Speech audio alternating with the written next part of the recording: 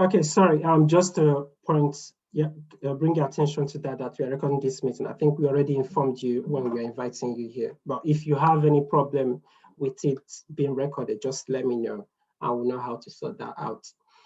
And so last year, we realized that at the last minute, some students couldn't submit the application. And the reason being that they never knew that they were supposed to pay some application fee and they couldn't afford it. So we tried to see how we can support some, but there were too many for us to support. And so this time around, we've approached some colleges who were generous enough to support us with some financial stuff, which hopefully we are going to be able to support some of these students who are going to face these financial challenges. So we'll leave it to the mentors to figure out who these students are and then get back to us. Although during the application, we've asked them to mention if they will be requiring this financial support with respect to the application fee. Okay, and then the expectation is that at least you should be able to have one-on-one meeting with whoever you have been assigned to. Okay, so maintain a professional career relationship with the mentees, provide support where you can, which will involve giving the necessary information, feedback, encouraging them, because some of them are going to be looking up to you as someone who is up there at University of Cambridge, one of the finest brains you have out there in the world, trying to talk to him about how to navigate his own application journey and all of that. Okay, so there's going to be myriad of support that you're going to be given depending on who is student. We are going to try our best to select the best of the best among the people that have come on board. Unfortunately, we won't be able to take all the mentees, so we'll try our best to bring in candidates who we presume are very strong candidates. Okay, and then wanted to mention again, please refrain from providing financial support, because there are going to be a whole lot of them that are going to tell you stories about some economic challenges they are having, financial that and all that. If such a thing come up, just please direct any question or any such problem to the committee. So we want to use a particular, just one email to kind of correspond with everyone. That is the ASCU at kusu.cam.ac.uk. However, if you feel that there is something in particular you want to forward to a particular member of the committee, each time you receive the emails are usually copied to a couple of emails that you can see while your own email address are in the BCC. So any of those emails, mine, Cynthia, Chika, and the Keaton, if you want to forward any comment directly to us, that will be fine. But in most cases, please, if you have any question or anything you want, any concern you want to share, please send them to ASCU at kusu.cam.ac.uk. Also, again, this is just, I'm not going to go through all of these steps. You already have them from July to November, but I just wanted to mention that, again, we have all of that sections that we are going to be giving. General section, we're going to be providing for the mentees. You are welcome to join any of them if you have time, if you want, but they are strictly for the mentees. One thing which you might not have seen on the document you were sent, is the fact that at some point we would like to bring the mentors together to share experience, to dialogue, and to share best practices of how you've been supporting your own mentee. So at that point, if you have any problem or anything of concern which your mentee has posed to you, it would be a nice moment for us to share experience of how our different experiences have kind of varied across platforms. So we are going to get back to you on that once we organize a date for that, but such a thing is not in the document that you might have received. Okay. So I think that is just about it. We have other information that will be helpful for you applying for admission and funding, just to signpost you to places where you can get information that you can possibly provide to your mentees. If there's anything that you are not comfortable with or anything that your mentee is requesting or a behavior, whatever it is, please do not hesitate to get across to us. and we'll be able to sort all of that out. So we also have information about English requirements. These are stuff that when I speak to young African students who are trying to make application to a place like Cambridge or English-speaking country, most of them will tell you they require language, English language tests. To sit for the exam is expensive. I can't sit for it. I don't have the money. And so because of that, I wouldn't think of making application to a place like this. But there are some countries within Africa that could qualify for a waiver. I myself, I didn't write any English language test. So I applied for a waiver and the language center kind of gave me a makeup test and that was it. But some people don't know about all of this. So we wanted to give you all of this information so that you are very much aware of them. And then again, another very difficult point that could restrict students is the issue of reaching out to supervisors, which I think at some point Nick is going to go into details with respect to that. So some people are going to tell you that, okay, they don't want to start the application until, say, they have reached a supervisor and gotten someone or thereabout. So it would be nice for you to just have at the get-go that these are issues that could actually limit some of the mentees we are going to assign to you from going ahead with preparing their CV and all of that. Some will say, okay, if I'm not sure that I'm going to be applying, why waste my time, put those efforts and what have you into this? So they want to reach out to supervisors first, get that positive response before going ahead to do anything. Okay. And then on application fee waiver, again, there are some countries that they could potentially waive this application fee for. And we have provided you some link to see if the person you are mentoring qualifies for that. And if the person doesn't, and for any reason the person feels that financially he's being handicapped to kind of pay for the application fee, please reach out to the ASCU mentorship team and we'll be able to find a way to help out. Okay. So that is about it.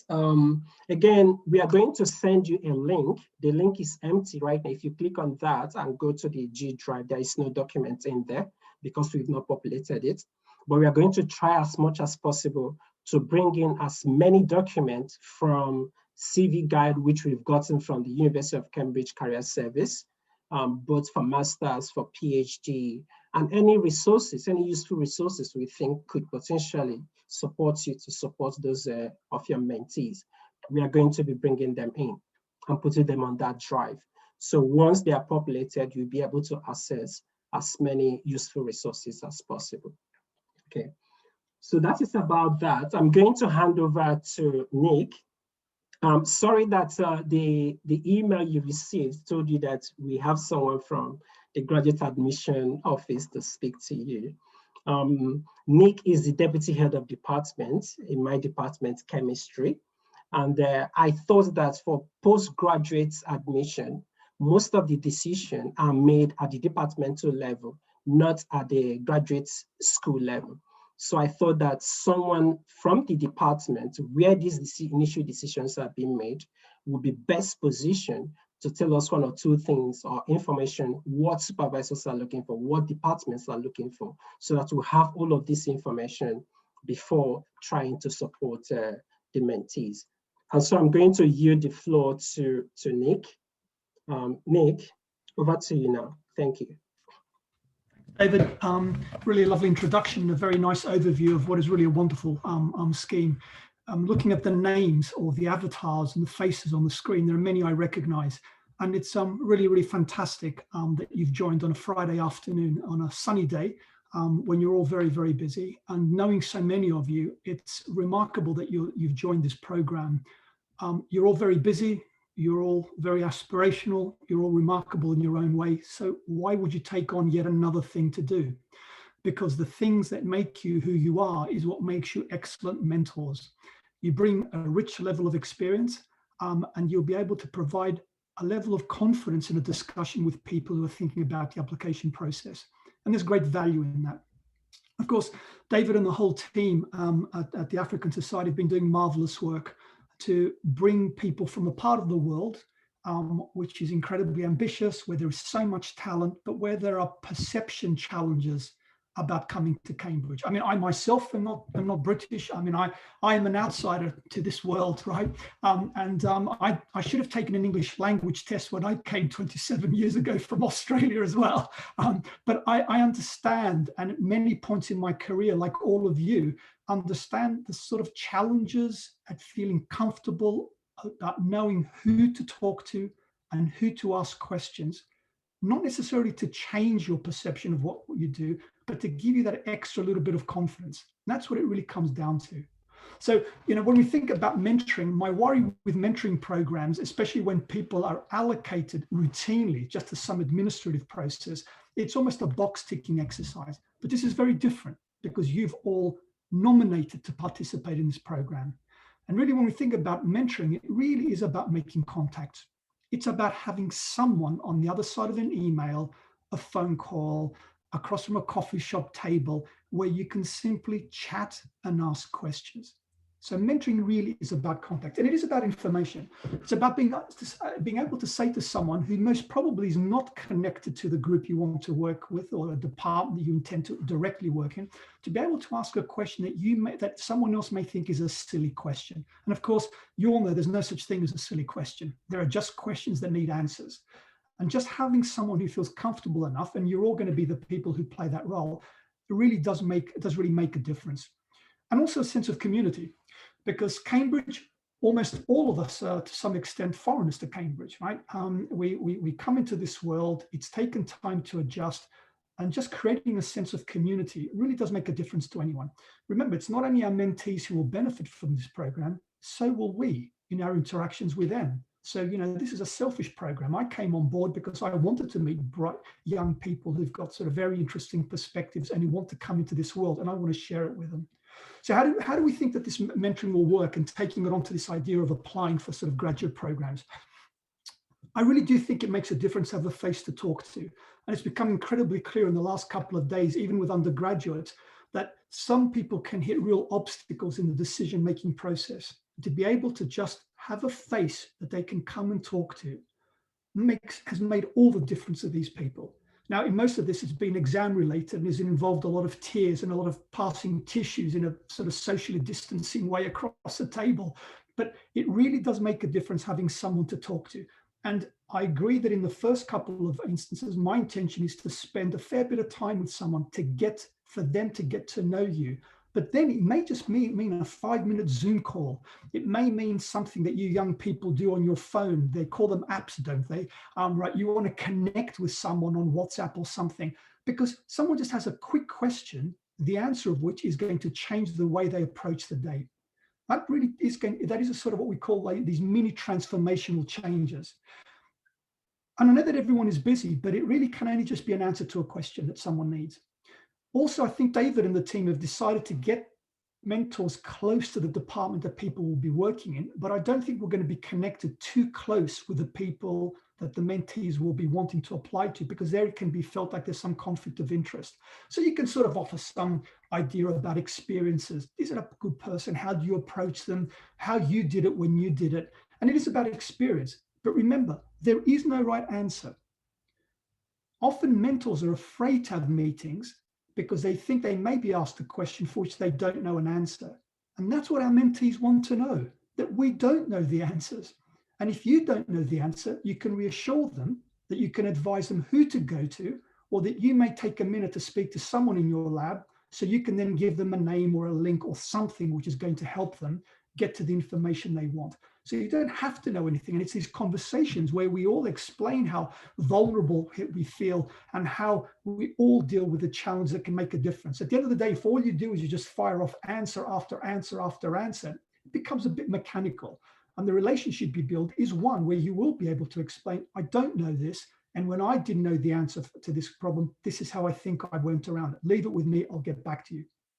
Now, of course, what David suggested that at some point in a couple of months we get together, just again over lunch or something, whatever the team arrange, where based on our first few meetings, we may have come up with common questions, or there may be some common challenges that our mentees have met. that's a great way for us to discuss these together so that we're passing on common information. Because with programs like this, the worry is that 4-5 months down the line, different mentees get different types of support or different types of information.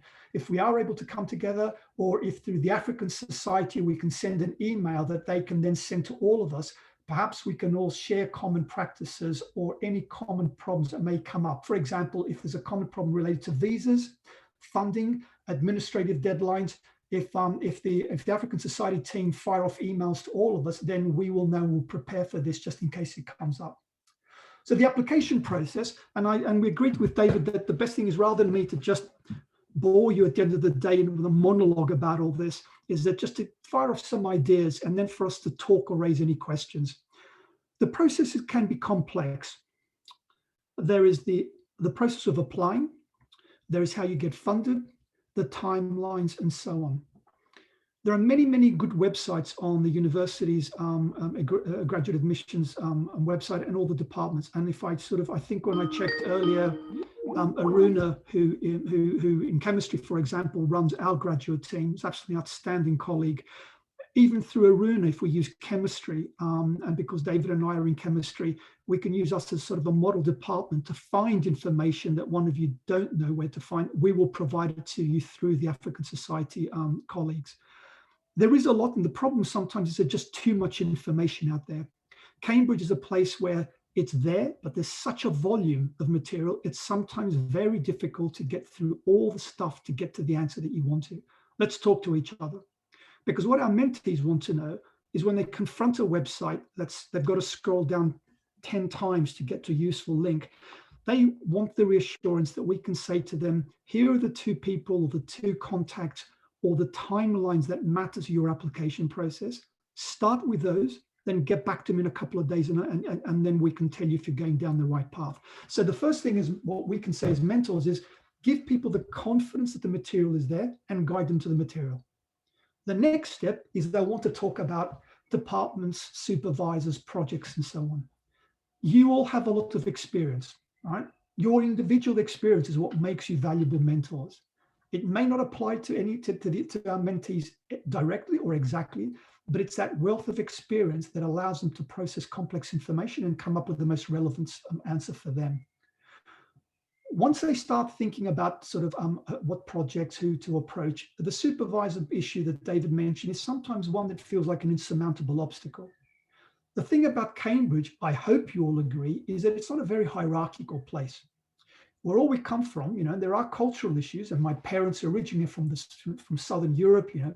In Greece, the professor is someone that you only look at their shadow as they walk past the corridor. You never look at them in the eye, right? It's a real, and I know that in many parts of Europe, in Asia, in Africa, it can be very hierarchical. That's thankfully not how Cambridge is. If you want to speak to someone, encourage them to go and make that contact with an academic. Academics really, really, really like to meet people who are interested in their work. And they're really interested to talk to people who, even they may not take on a master or a PhD with them, are interested in their area of research. Academics love to talk about research and about how they can help people do wonderful research. That's what makes Cambridge special, right? It's the idea that we love to take on projects. We like to engage with complex problems. So apart from information, the second thing will be about approaching supervisors, trying to identify projects. And of course, then it's a documentation bit. In my experience, that is where I do think we can make the biggest difference. Telling someone, show me your cover letter. If you're going to write a cover letter or in an application when you want to write an email, why don't you test that email with me first?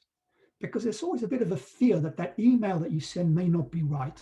So why don't you say to your mentees, send it to me as if I'm a prospective supervisor, and then let's talk about it. Let's get together, and I can tell you that the first line is not really sort of very, confident. Sell a little bit more of what you can do. Tell them why you want to work in that project, and that bouncing of ideas backwards and forwards will provide the best cover letter, the most confident email, and that is what really kickstarts the process. Because once you get that done, then the person you approach in a graduate office or a potential supervisor will be very happy to look at your CV, to finesse your CV, to direct you to funding bodies and so on.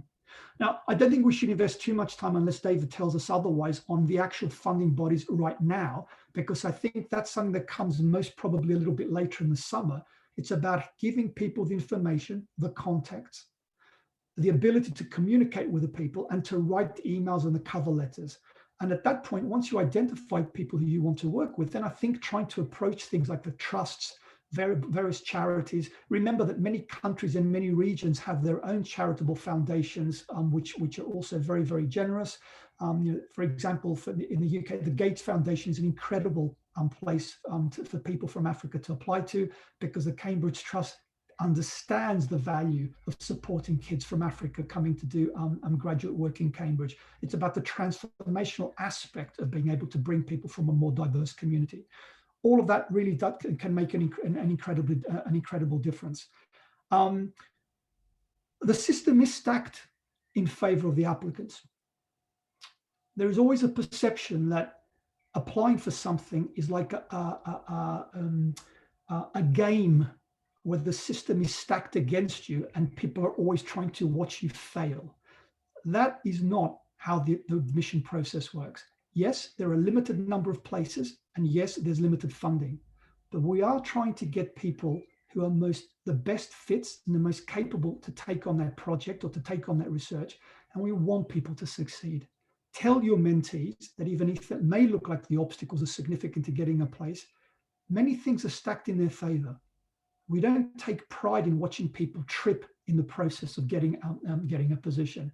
We're trying to help people along the way. Sure, the reality is that most people, when we apply for things, may not get the position they apply to, but you have to tell your mentees that if they don't apply, they don't have a chance of being considered. And it is the cover letter, it is the conversation, it's the phone call, it's the coffees, on a sort of Friday afternoon as the weather sort of starts to get cooler in August, September, that can make all the difference to the people that you work with. Don't be worried about not having the answer to everything. There is no guarantee of success anywhere, and it may be that they won't get a place here. They may get a place somewhere else. If it is a case that 5 years down the line, when you keep in touch with your mentees, you sort of meet up and they say, right, Cambridge didn't come off, even though I applied, but I ended up in some other not bad British university like Oxford or Imperial, or maybe they sort of, applied to an American university. And when they get in touch with you, they'll say, look, I'm doing fantastically well. And were it not for the conversations I had with you 5 years ago, I would never have thought that I would have been taken seriously for something like this. And that really changed my life. And that's what makes these interactions important, that we can try and change lives. So I think I've taken, more or less, I think, hopefully, David, the time just to sort of inspire and impress on you the value of this program and how we can make a difference to our mentees, how they can help us and how we can help each other. And maybe, David, if you want to, it may be great just to get people to ask any questions or for us to talk as a team about anything that we're worried about or any particular questions about how we approach this in the first couple of months.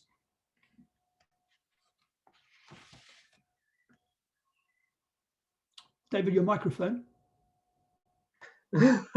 Thank you. All right, so thank you so much, Nick, for that wonderful delivery.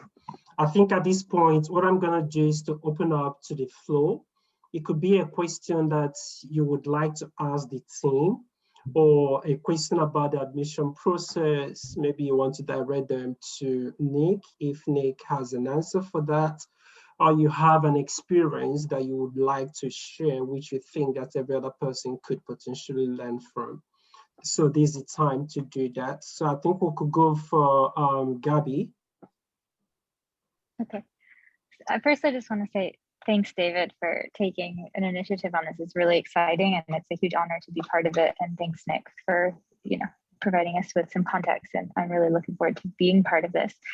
I was wondering if there's an opportunity to learn a bit more about I did my program directly through contacting a PI, and I understand that Cambridge has these fantastic CDT type programs and things like that, but I don't feel like I have enough information to be a good potential, mentor to someone who's interested in one of those programs. Is there going to be an opportunity for us to learn more about those, so that way we can provide the best information? Aruna, you're on. and you're the expert in this sort of thing. Do you want to come in and sort of say something about, I mean, I don't think it makes a difference too much what program they apply to. I mean, most people's obstacle is just actually applying. But Aruna, how would you sell the CDT in a couple of sentences? So when it comes to mentorship, I think some of the stuff that Nick has been talking about really applies to the CDTs as well. It does work in a similar way in that you would need to get in contact with a supervisor, talk about potential projects.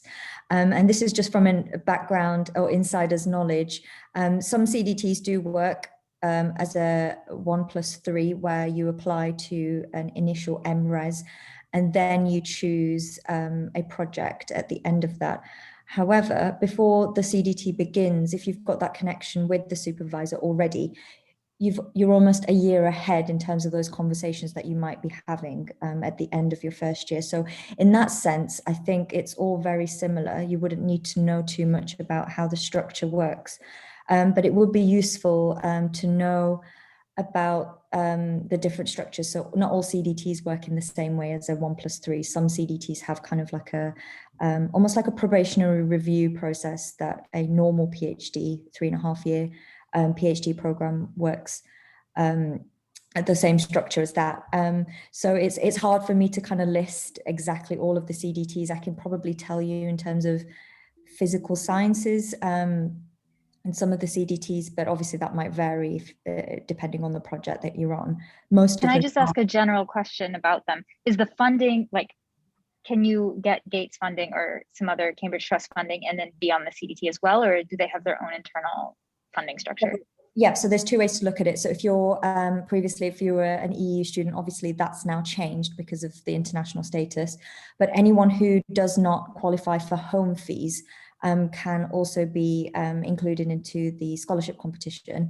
Obviously they're only competitive if they're quite highly scored, so we need to really try and make sure that they are competitive. But yeah, they can be included as part of the scholarship competition, and then Cambridge Trust will allocate funding. They'll compete with everybody else as normal, just that their program will be the CDT rather than a general PhD program, if that makes sense. Yeah, thanks so much. No problem. Is that okay? If you've got any more questions, I'm happy to answer anything as well. If you need any more advice on kind of admissions related stuff generally throughout the whole process, not just now, but if you need any more support. Yeah, and if you're not comfortable speaking, just feel free to drop your questions on the chat and I'll be able to read them out. So I've got a question on the chat. It says, I would love to hear more infos about application process. What are the stages? Does it get pre-screened by admissions? Who reads the cover letter and CV? And their formalized grading system? Or does the supervisor make a yes or no decision, etc.? In other words, what stages does an application go through, and at what points can it be rejected? I can have a go, David, and Aruna again could step in. I think quite generally, the timelines are available on the websites for closing, for deadline closing, and reporting these. The key thing is to apply to a department or a program that anyone is interested in. And after that, it gets processed at every level to give the applicants the greatest chance of being seen by either the people they want to work with or people in the field that they want to work with. So there is no administrative process. It's not like someone like an HR department in a multinational bank where some program filters out people based on some criteria. Every application will be looked at, will be scrutinized. It will be seen by academics and high-level administrators. They will arrange interviews.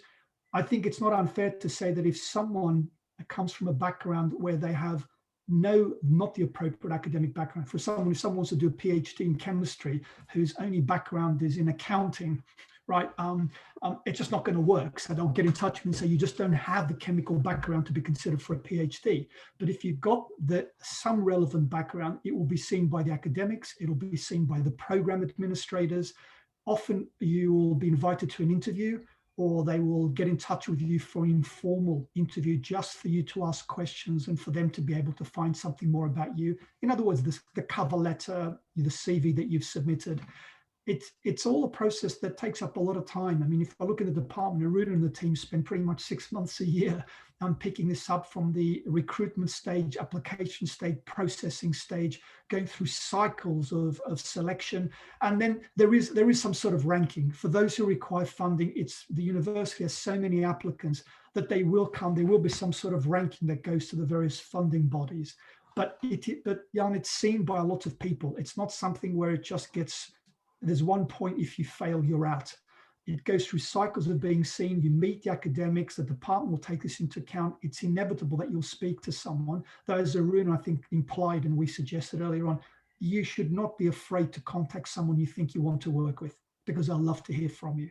And then it's around, Aruna, even across around January that most decisions start to crystallize. Is that about right? Yes. So the first 2 weeks of January is when all of the interviews happen, and that's for the scholarship competition. So there's almost 2 streams in chemistry in particular. So for the scholarship competition, all of the interviews happen in January, and so if you haven't if you haven't had an invite at the end of December, then that usually means that you won't be somebody who might be entered into the scholarship competition. But that doesn't mean it's an absolute no. So there are, candidates who are not necessarily considered in the initial kind of first lot of students, but there's opportunities. It's just a bit difficult, especially with it being international. Usually supervisors don't have the funding, but it could be possible that colleges do. So it really requires the student then to go away and do a lot of digging, look at, contact these charities, contact people, contact colleges, for example, to get that funding. And then, if they're doing all of the background work already, the conversations with the supervisor, the prospective supervisor, will be a lot easier if they've already got funding attached. I think a lot of the time supervisors will only have home fee status, types of funding. So international fees is a bit difficult. But yeah, there's definitely ways around it. I also had another point as Nick was speaking, but if it comes back to me, I'll put it into the chat. Okay, good. Just to reiterate on this same question, Nick, I know you did mention that the application needs to kind of go through academics and those in charge of the administrative part of things and all of that. But then while this is happening, what are the key documents within this application that is being looked at? Is it like the research proposal? Is it like your transcript? Is it the CV? What are the key documents within the application form that is being looked at in order to make that decision whether this student will be offered admission or ranked for a particular funding? And of course, all those slightly different programs have different admissions forms, and you can see these online. But the first thing that you got to encourage people to get right is the cover letter, the CV. If you have references, it really helps to try and find references. They could be diverse references from different parts of your background if you've done lots of different things. That's the first point. That's the starting point. Good cover letter, CV, and having some references. That's the way you approach academics, because you're not sure what research proposal you want to do. When an academic sort of likes what you do and they think you should be entered into a program, whether it's a CDT or to take someone on independently, you'll start to think about a research proposal. And for something like GATES, you will be asked to suggest a supervisor that you want to work with, and the research proposal will be finessed with them. He or she will sit down and say, let's put this paragraph together, which builds on your strengths, which we can put down as a research proposal. But that's a little bit beyond step one. Step one is being able to produce a good cover letter, getting the CV right that sells everything that the mentee has done. And referees, I think, are something we should mention, because sometimes people forget about this and they leave it a little bit down the line, and then they rush a day or two before a deadline to find someone who's willing to sort of write letters of support for them. Okay, so then my second question is, again, to stress on the issue of supervisors, because this is something that has always pop up in the past mentorship that we provided, where students will spend like a couple of weeks not getting back to you in any form. And by the time they get back, they tell you that they are waiting for their supervisor, the supervisors they've emailed to respond, but they've not been able to receive any response. So now in an event where a student, after repeated communication with a supervisor, fails to get a response from one or two of them, what would be your advice? How would you advise the mentors to approach this to support the mentees? It's not unreasonable to say that academics are quite busy, and to politely send a second or a third email is the advice that I would give my mentee. They're very busy. A little reminder every so often saying, "Hi, I haven't heard to, the deadline is coming close.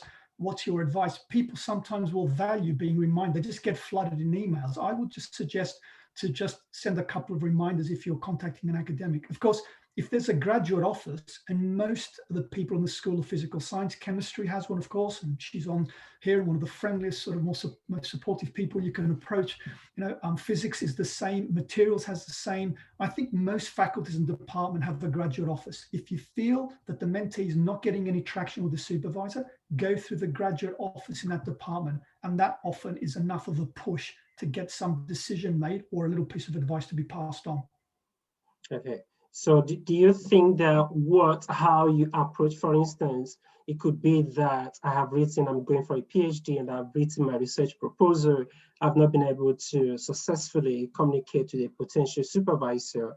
Do you think there is a way I should structure my proposal or my application so that someone within the department will be interested to supervise me? Because I want to imagine that for postgrad, that your ability to be offered a place will be dependent somehow on the availability of a supervisor to supervise you, because you need a supervisor to supervise you. I mean, and that's where if someone said that I'm not sure who to approach or how many people to approach, my advice is to approach as many people as you think you need to. Right? That's what maybe it's worth telling your mentees, because no one is going to feel offended if you've approached a couple of colleagues in the department. We know that that's how it works, right? It's not as if in the corridor. I see one of my colleagues in the department. I mean, if I bump into Alex Force, for example, and I say, "Oh, someone applied for me," and he said, "Oh, they've applied for me too," that we're both going to get very offended, and then we're going to knock them back. We realize that that's what they do. And quite frankly, if I had that conversation with one of my colleagues, we may sit down and say, "I can't take this person on. Do you have the funds to take them on? Or should we collaborate on a proposal which maximizes the chance of that person getting funding and also getting a place?" I mean, Alex, do you agree with that? I mean, we never get offended about this. These conversations are very good. And the best thing is I would suggest to the mentees just to identify people they want to work with and politely write to all of them. Alex, do you agree? Absolutely. And actually, when people contact me, if they're interested and if I think they're good, I'll normally actually say, do talk to other people, because it's just hedging your bets.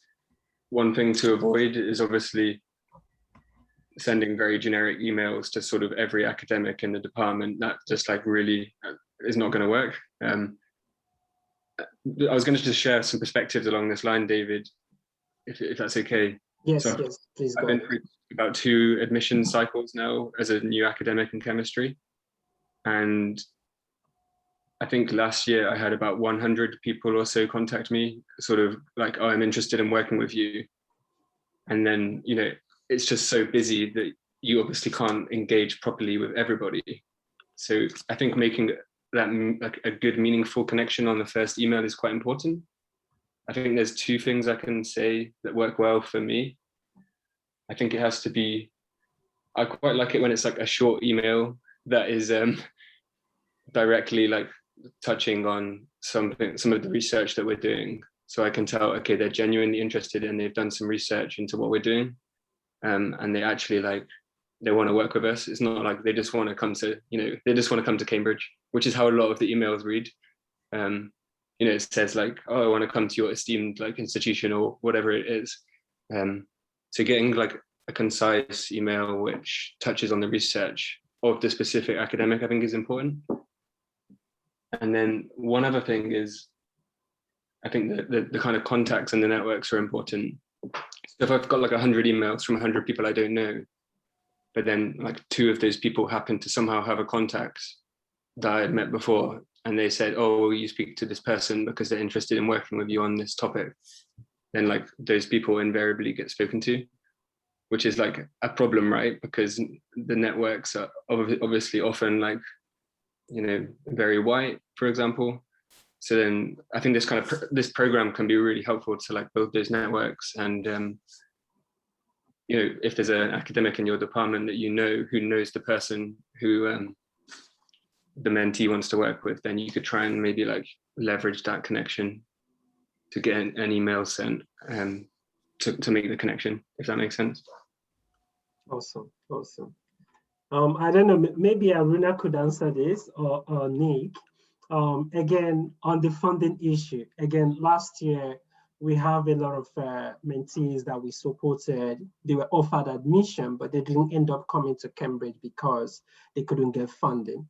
Now, I did speak with Helen Pernott, the president of Cambridge Trust, as well as Jean Smith, the program director for GACE Cambridge.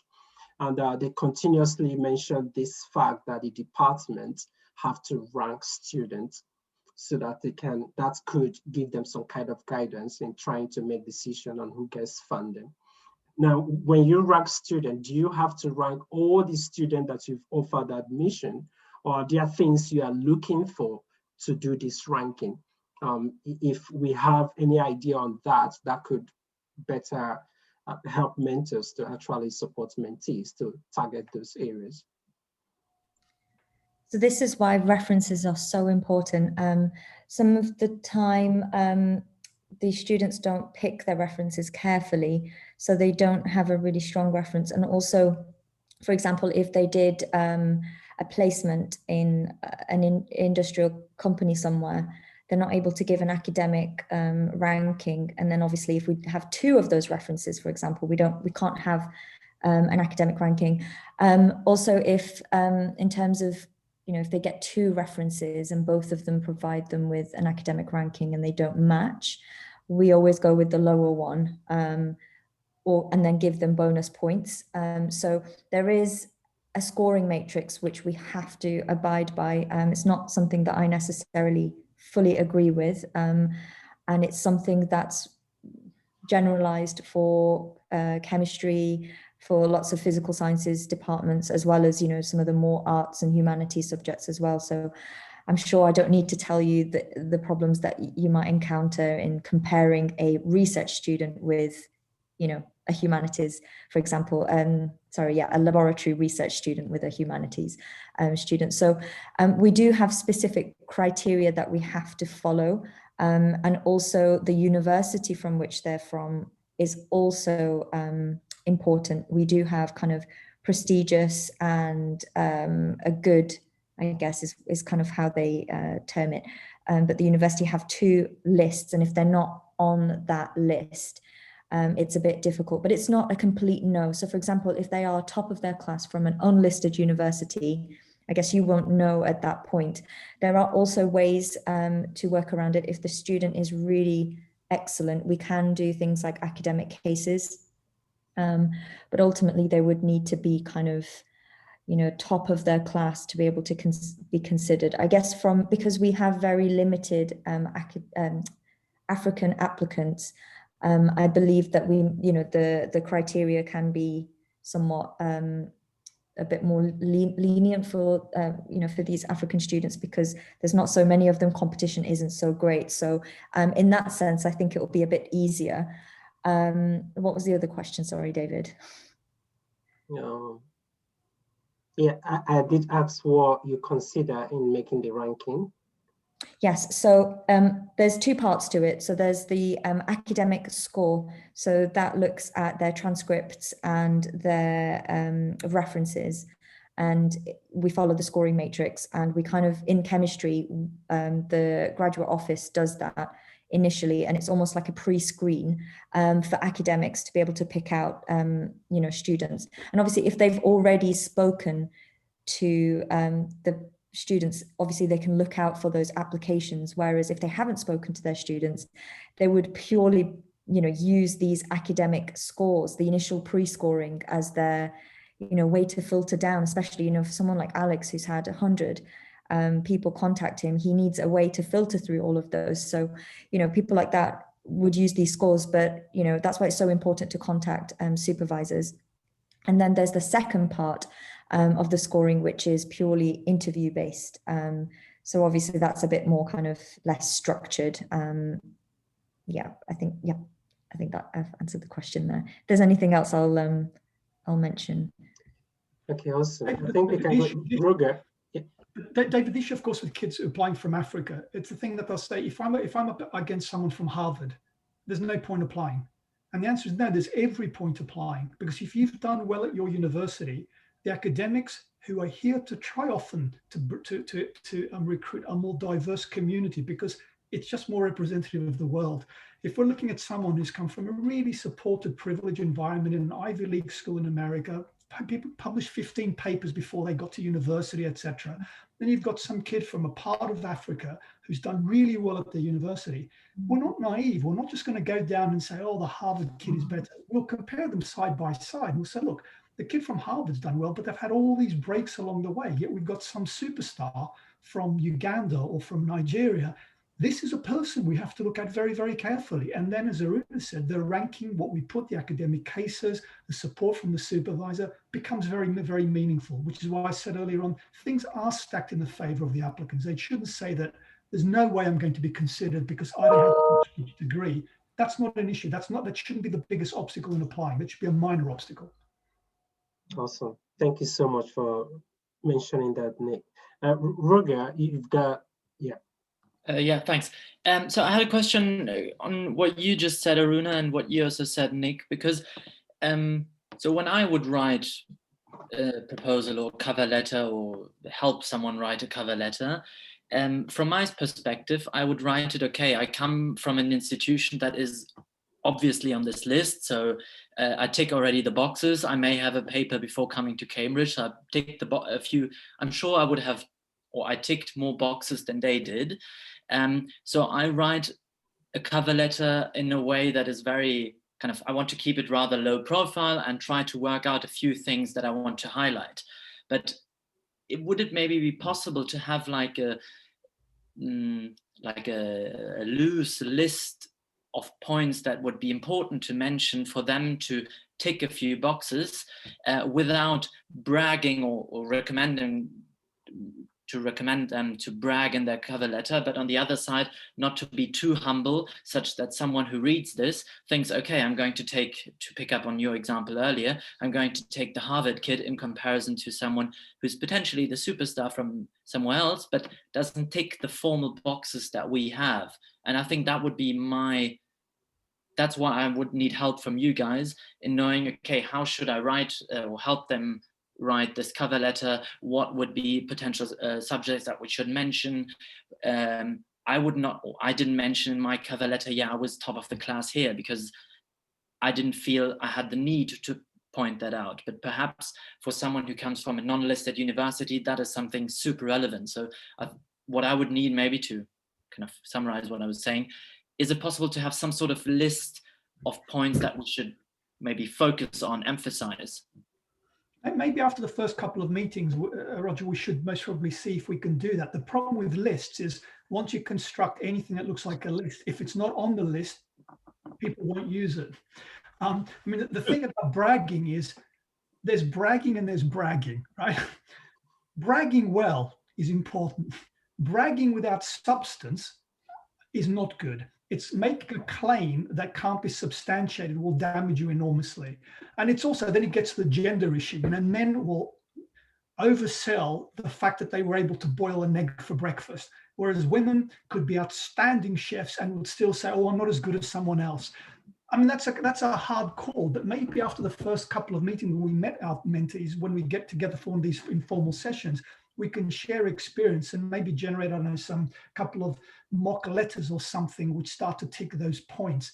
But we should encourage people to really say all the things they've achieved, because if you come from an underprivileged background, the fact that you've done something in your local village to make a difference to your sort of a local health center, or the work that you've done at a school, that is an important part of who you are. So yes, you should put in something. And if you did top, you should have put that as well, right? If you did come top of your year or in the top 10% or the top 20%, make the case is what we should encourage people to do. Because to come up with a list of 5 or 10 things means that it can become quite restrictive. But I take your point, and Aruna, maybe, I don't know if you have a point from your experience, it's something we need to maybe go away and think about, and maybe do something specifically for the African society. I mean, a couple of mock letters or something just to be indicative may be useful. But for goodness sake, you should all be bragging. You're fantastic at what you do, and that's what we should tell our mentees.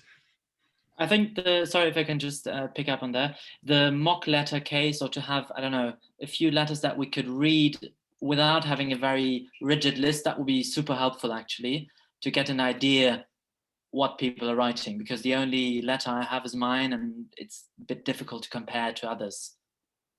Yeah. Thanks.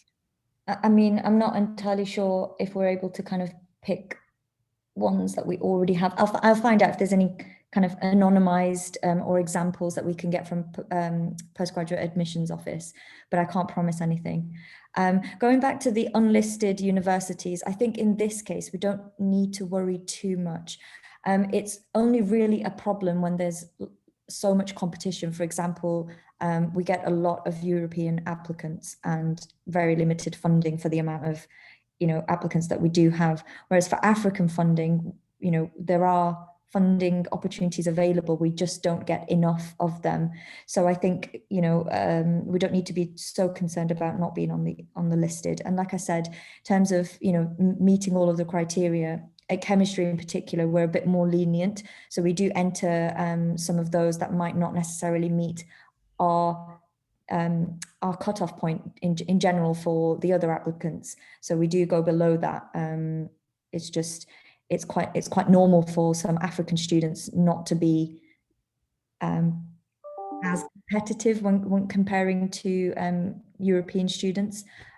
So I think it's important to try and make sure that we're able to build the whole case. And going back to the putting together the letters as well, I think, as long as, I think bragging is good. I think that they need to do that. They need to really sell themselves, but make sure that it's not, it's just not words, lots of waffling. It needs to be an accurate, factual account of what they've achieved up to that date. And I think this is why it's also important to make sure that they contact and have these initial kind of coffee meets with their supervisors, because, for example, if you've got lots and lots of applications to look at as a supervisor, you do fall back on your memory of if that student has contacted you, how interested are they in having these discussions and getting to know you as a supervisor or the group. So I mean, I'm not sure, I don't think this is the case for everybody, but it probably is for some supervisors, where they don't initially, they skim read. So having too many words is going to be a negative thing. So keeping it quite concise and straight to the point. And the personal statements, I think it's split up into two. So you've got their research kind of proposal or their research experience that they've had, and then they've got an additional kind of area where they can talk about their personal experience, for example. And we also encourage them to talk a bit about some of the extracurricular activities that they've been involved with, or if they've got any kind of financial issues that they come from a low socioeconomic background. We encourage people to disclose this information because in the scoring matrix, there are bonus points for these sorts of things, because we're obviously trying to tackle this whole problem of widening participation. So it would fit into all of that, if that helps. Awesome. I think we're already running ahead of time. It's already 2 minutes past time, so I'm just going to wrap up. But before we do that, I'm going to take one of, do we still have Alex? Okay, yeah, Alex is still here. We wanted to have a mentor group chat sort of, and we're thinking about Slack. Although some people have suggested Teams, but I'm looking at the application form for mentors, and I can see that there are some emails that are not a CAM email. I don't think I will be able to bring people into Teams if they're not using CAM email. I don't know how that works, but I've tried in the past, it didn't work. If everybody is fine with us using Slack, then we might invite you to Slack. So just expect to see that. So we can have all of this conversation going in there instead of having some email exchanges that people won't be able to see together. So before we just dash out, Alex, if you can just quickly make your comments on this. I think it was Atina. Okay, you responded to Atina already, so I think that's fine. Okay, so thank you very much. All right, so I think I'm going to wrap it up at this point. We are going to continue this conversation once we invite you on Slack. Feel free to ask your questions, get the conversation going on there so we can learn from each other to better support all of these mentees. The application for the mentees are closing up today. And so in a couple of days, let's say next week, latest before Friday, you should be able to have the student that have been assigned to you. We try as much as possible to give you some of the information that we've asked them to kind of bring on board during the application so that you get an initial view of who your mentees are, that you can set up meetings with them. We're going to try, I think that should be after this week, the next week after this week we're entering, to have the first general session where we kind of bring them up to speed, what they are going to expect, the objective, and how we want them to conduct themselves and make maximum use of this opportunity, which you guys will be giving to them. And so to that, I want to say a very big thank you to all of you for making our time, to Aruna, Nick, Alex, and all who have contributed to this particular session. I want to say a very big thank you to you all. We really appreciate, and we look forward to working with each and every one of you going forward. Thank you very much, all.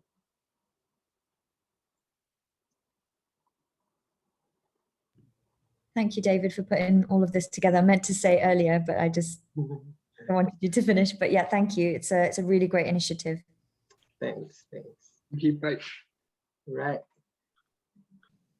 Thank you. Thanks. Go.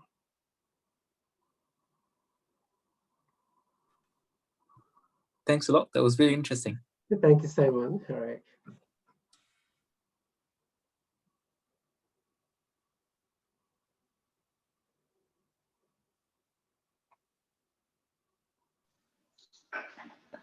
Thank you, David. Thank Thank you. you, Priyanka. Yeah, I'm sorry. I joined in late because I had a meeting. So I hope I can see okay. the We'll be able on. to share the recorded video with you guys, so you can see everything we've discussed. Okay, thank you. And I'm one of the